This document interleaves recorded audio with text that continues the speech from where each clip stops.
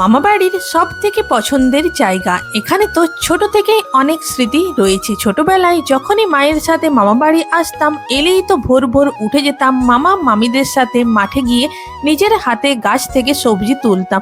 আগের ভিডিওতে আমি তোমাদের সাথে শেয়ার করেছিলাম আমি তো এসেছিলাম মাসিদের জমির সবজি চাষ দেখার জন্য, আর সেখানে আমাকে ভাইজি তো সমস্ত গাছগুলোকে চিনিয়ে দিচ্ছিল।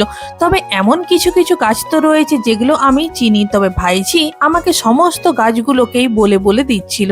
এখন তো আমরা মাঠ থেকে বাড়ি ফিরছি, ওই যে দূরে বাড়িগুলো দেখা যাচ্ছে ওখানেই তো রয়েছে আমার মাসির বাড়ি। একদমই মাঠের ধারেই রয়েছে, জমিও তো রয়েছে অনেকটাই কাছে।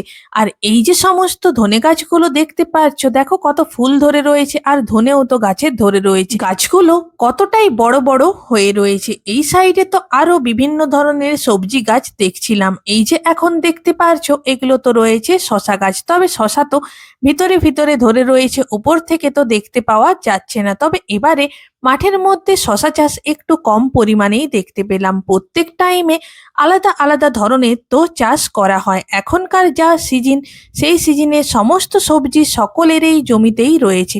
আর আমার মামা বাড়ির প্রত্যেকের বাড়িতেই কিন্তু নিজস্ব সবজি চাষের জমি রয়েছে।